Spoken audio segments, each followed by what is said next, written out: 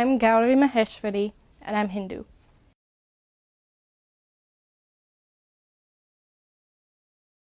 I would define religion as the study of the spirit and of how everything came to be.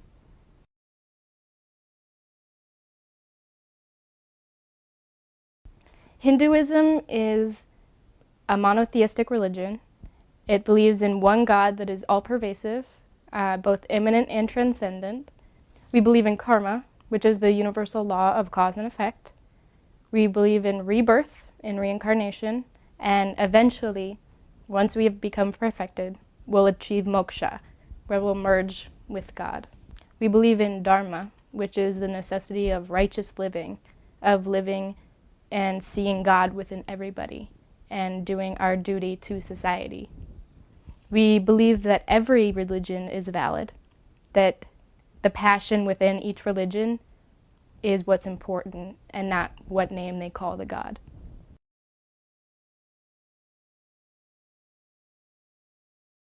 The soul is essentially one with Brahman already. We just don't know it yet. We have this veil of Maya, or illusion, which gives us the idea that we are separate from God. Once we have achieved enlightenment, then we will merge with God like a drop of water into the ocean. So we have a little spark of God within us, and that is called the Atman.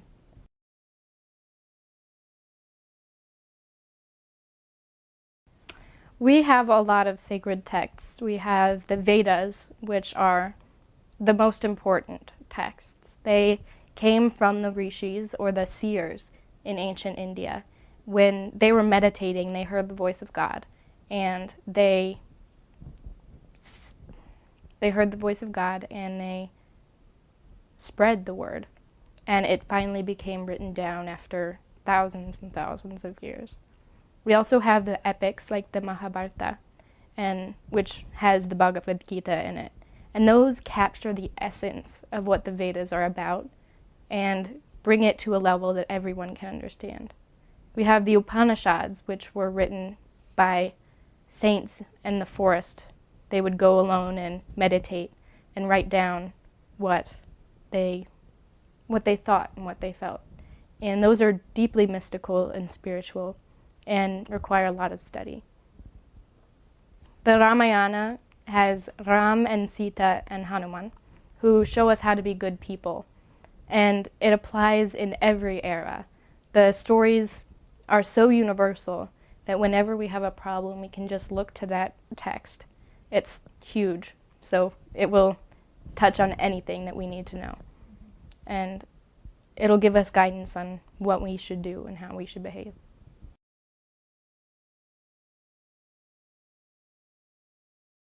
Unlike the Western religions, we do not believe in an intrinsic evil. Hinduism doesn't have an eternal heaven and hell. It has states of being where karma is burned off, either good or bad, and we're reborn once it equalizes. Karma can go into your next incarnation or 100 incarnations after that. There is no place that non-believers will go. If you have faith, then you're a good person, then you achieve good karma. In Western religions, the universe is created once and we will be destroyed once. In Hinduism, the universe is constantly being created, preserved, destroyed, and recreated. There is no heaven or hell. Everyone has one path, and that is towards God. Each person will have different bumps in the path. Some may take more lifetimes to achieve it. But no person, no soul, will be denied oneness with God.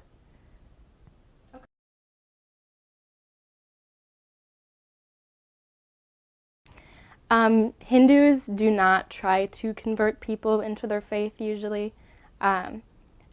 We believe that every faith is valid, and if you want to be a Christian, if you believe in Jesus, then that is perfect. We don't want to take you away from that. So there are obviously always going to be radicals who say that this is the only way. But as a general rule, Hindus do not believe that any other religion is wrong. And so we won't force anybody into our religion. We do allow people to convert on their own will. It's a very personal thing, a spiritual thing. There is no formal conversion. It's if you believe you are a Hindu, then you are a Hindu. So a lot of people like to change their name, like me, to symbolize their new faith, or the faith that was always there, just not realized. So that is very much a personal thing and not required.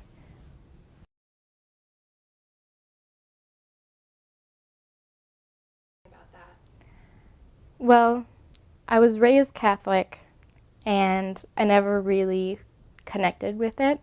So I was spiritual for a really long time. And I was reading about all of the different religions to see if I fit into any of them.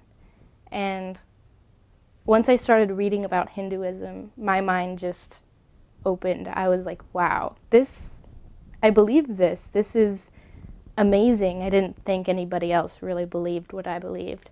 So I kept reading and reading and reading. And after about a year or two, I decided to go to temple. It was really scary because, I didn't know what to expect. But everyone there was so nice, and I've been going ever since. It's nice to have a place where you have a community that is so similar to you in such important ways, like what you believe in. Just to worship with people, it brings a new level to spirituality. There's one thing to do puja at home, but to do it with such passion, around other people with such passion, there's nothing quite like it.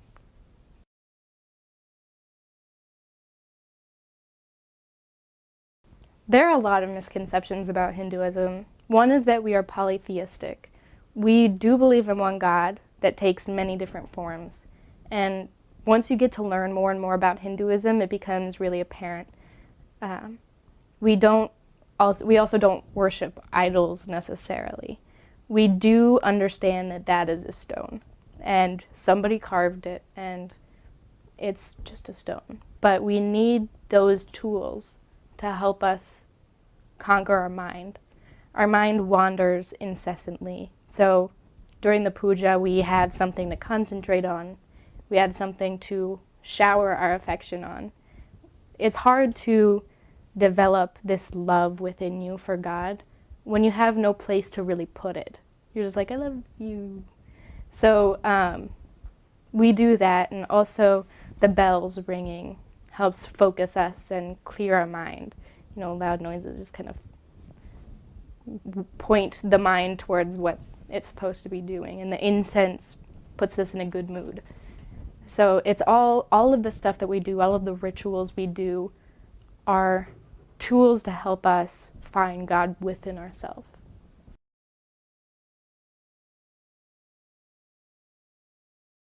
It's all about oneness, all about being part of that supreme Brahman and realizing that both within yourself and within others. And by doing that, everything else will fall into place. If you see God within everything, you'll act right. You'll do the things that you need to do.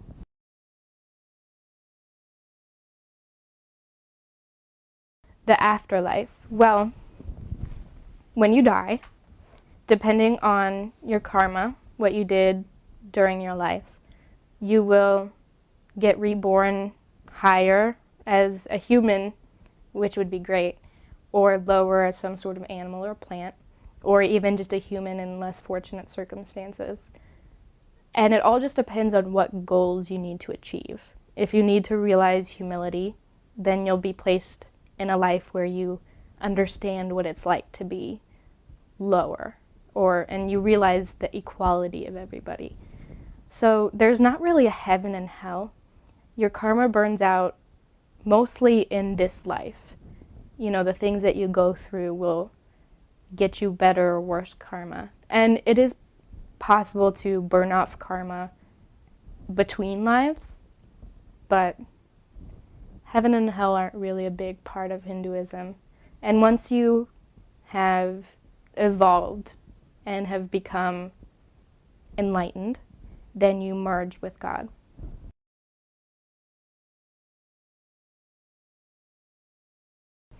Well, Hinduism is very much a way of life rather than just a religion.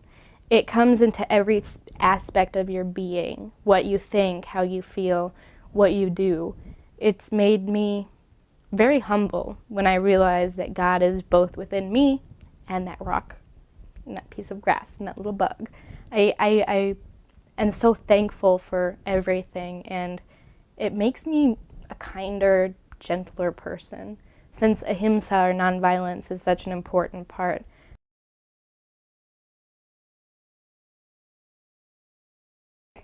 So the main deities in Hinduism are Brahma, Vishnu, and Shiva. Brahma is the creator, Vishnu the sustainer, and Shiva the destroyer, dissolutioner. They all have their counterparts, which are the feminine, powerful aspects, namely Saraswati, Lakshmi, and Parvati.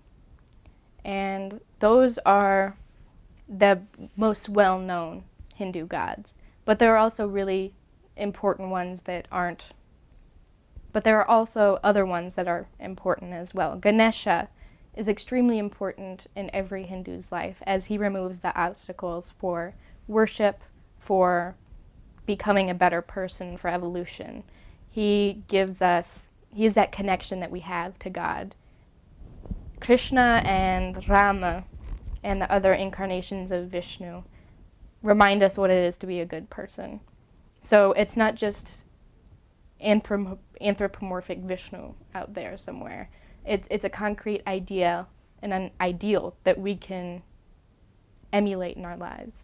The planets are also really important in a lot of Hindus' lives, as they are believed to have a direct influence on our daily experiences. So worshiping the planets and the massive amounts of energy that they are is important.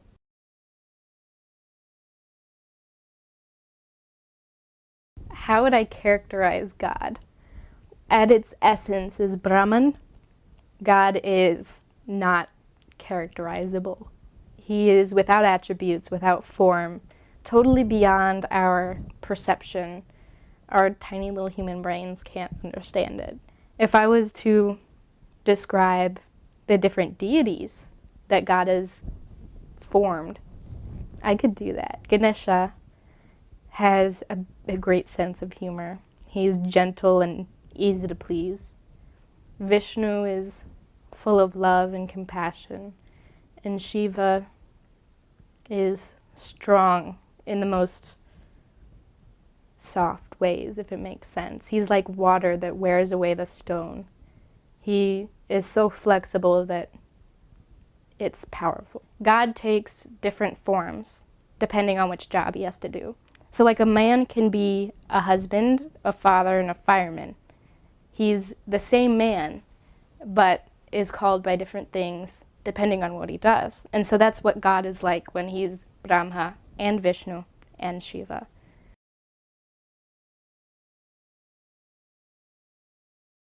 Why do I believe in God? I've never really given it thought about why. I feel it's kind of self-evident to me.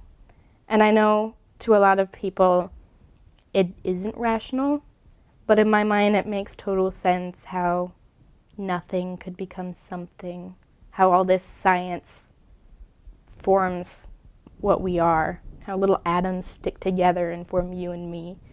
And everything I see and experience and learn just solidifies that belief that there's something. Now, why Hinduism? I could be wrong. I could definitely be wrong. But it connects with me, and I just believe it. There's something unexplainable about that connection with you and God.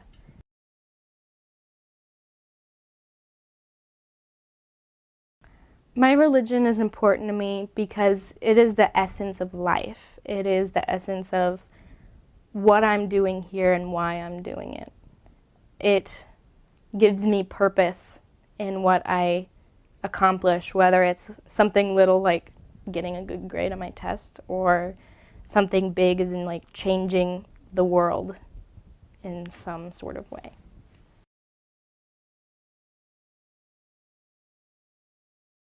Hindus worship at the temple and at home in their little mandirs, their little puja rooms.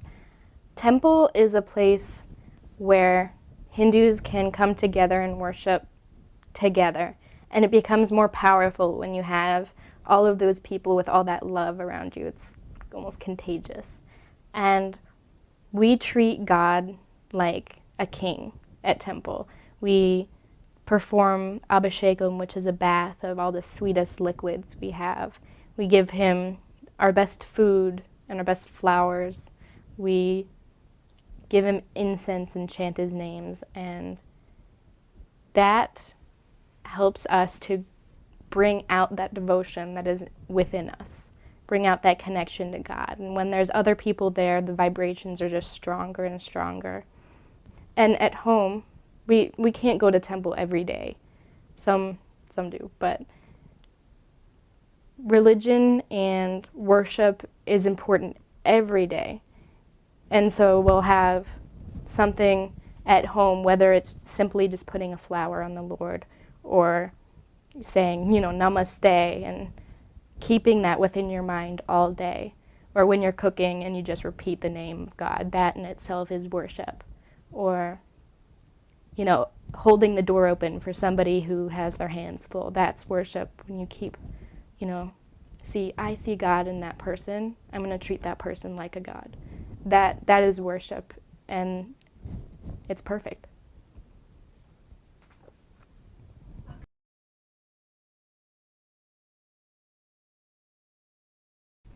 A puja is where we treat God as best we can to show our devotion. How can you really express how much you love somebody? You do it through action, and so that's what we're doing. We have the murti, the idol, that we can focus our devotion to, and we treat it as best we can with all the, the bells and whistles to help us get that devotion out. And a puja is where we focus our devotion to God. And it can be in any form. It can be simply, chanting God's name with incense or flowers. It can be 3-hour long, mantras and bhajans and different hymns. It can be full abhishekam or just a simple light going around. It takes whatever form the devotee needs it to be, because the puja is really there for the devotee to it's a structure for us to worship with.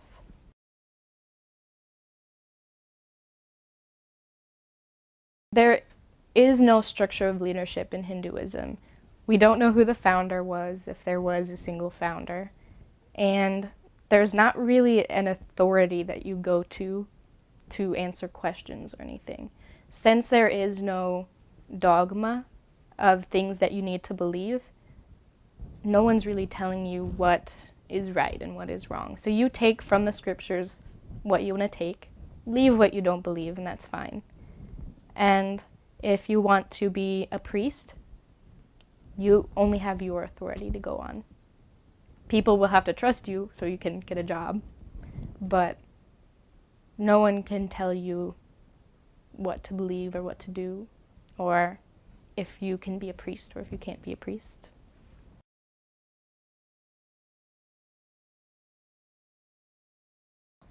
The role of the priest is to take care of the idols, the deities, and also to perform the pujas and the abhishekams. He or she chants the Vedas, different excerpts from the Vedas, the mantras and everything. They know what they're doing, and they know the mantras have vibrations, and so they bring with those mantras great vibrations into the area. And they also know, how to, they're pure inside. They've done practices that have made them more pure, and that makes them fit to do, all these different things.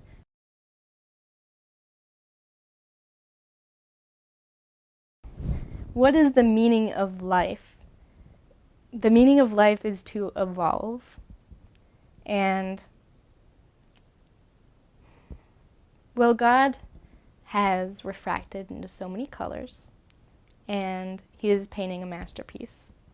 So, just as a painter makes changes to the piece and grows on it and builds on it until it's perfect, so do we grow and change and build on ourselves until we're perfect as well.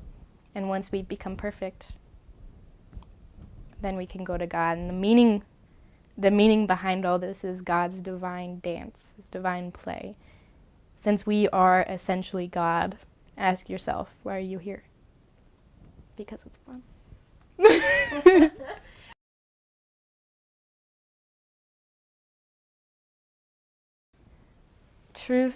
The only true thing is God.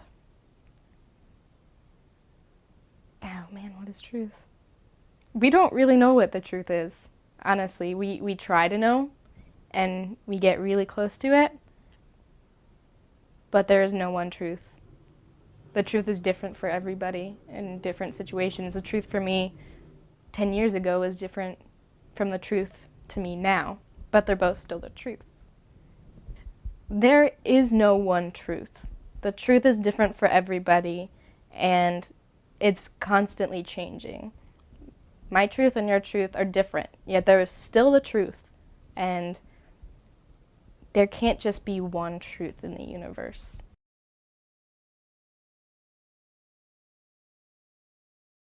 There's one that comforts me. That's great. It's actually not a scripture, it's from a hymn, and it's Chandrasekhara Mashtraye Mama Kim Karishyati Vayamaha, which means, I take shelter in Shiva, so what can death do to me? And any time that I'm scared or lost or anything, I just remember that even death, that touches every single one of us thousands and thousands of times, can't even touch me. So why am I worried about any of this?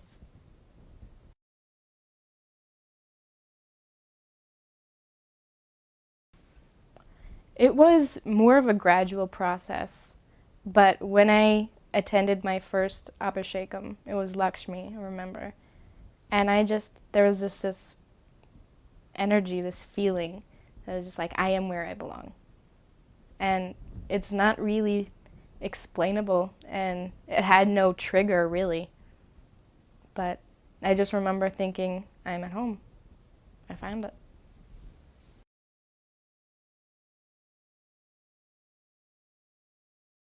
Ooh, this is a tough one. Talk about this Yeah.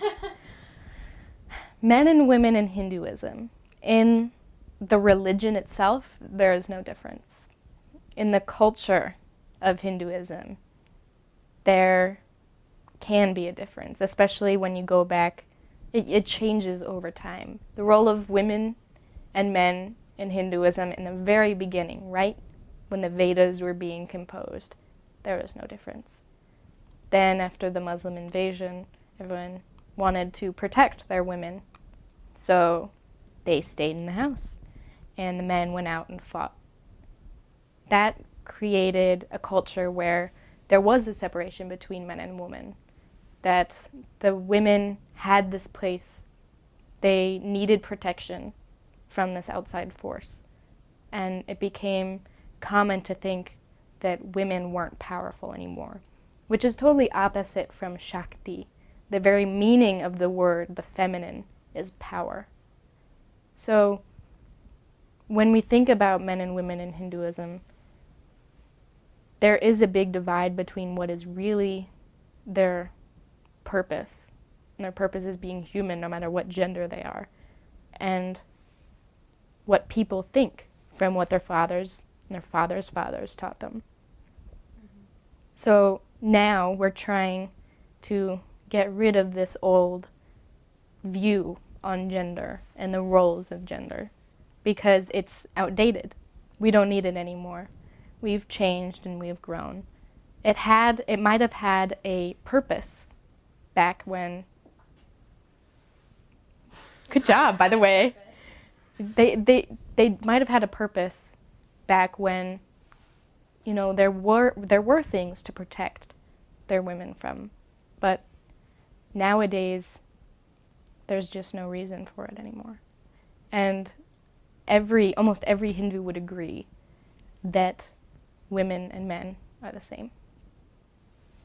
Okay. There are always going to be radicals who, take things and bend them and say women meant for here, women can't touch the idols, women can't read the books, women can't do this and that and this and that.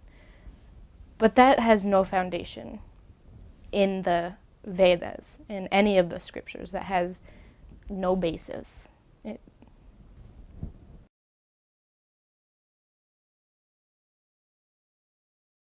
The bindi is where there's the chakra, which is the eye of spiritual insight. And there are a lot of theories about how how the bindi came about. Some say that we wanted to keep the bindi cool, or that area cool, because it would create clearer flows of energy. Also, when you see the bindi on somebody, you remember they have God within them. I have to treat them like they have God in them. And so it reminds you that that person is not just something, that is someone. And it creates that respect. It also is just a symbol of we believe in the same thing. Okay.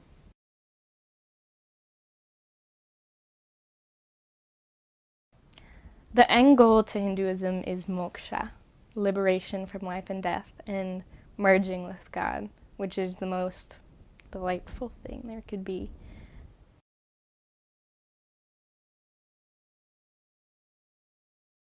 Well, that varies. I've had great experiences with every religion, also negative experiences with every religion.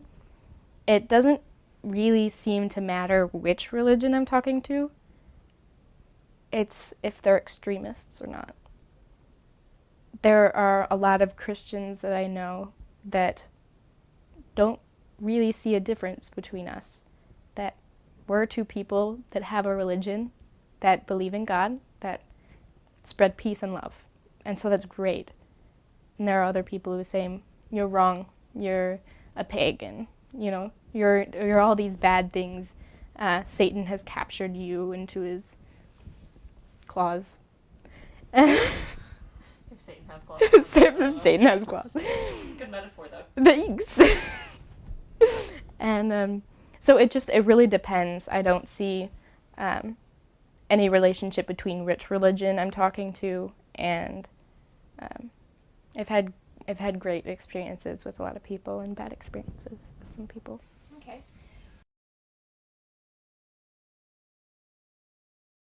The caste system had the purpose of dividing labor between the society to get everything done that needed to be done. But also it wasn't really as rigid as we would think of it as. It's more, are you a warrior at heart? Are you, a strong person who wants to fight and protect? If so, then you're going to be a kshatriya. You're going to go and fight. But if he has a son, and that son is scrawny and brainy, you're not going to send him out into the field. You're going to make him a Brahmin so he can go and learn. So it was very much plastic. That's not the right word. It was very much fluid. It was very much fluid in the beginning, and it depended a lot upon your soul, what kind of spirit you had, and what your desire was. If you have a passion about something, you're going to do it a lot better than if you don't.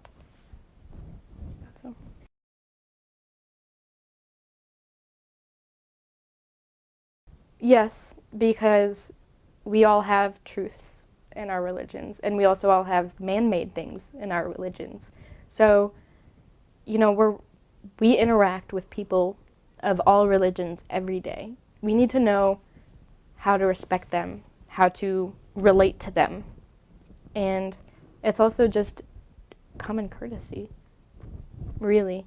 And religions in Hinduism,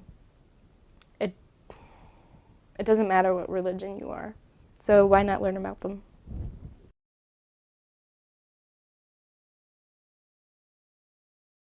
I think a big thing that I want people to take away from this is that Hinduism isn't what a lot of people think it is.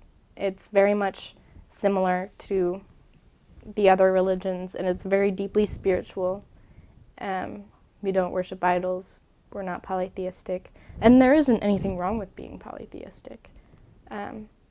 Just to remember that it's a religion of respect, and don't judge it.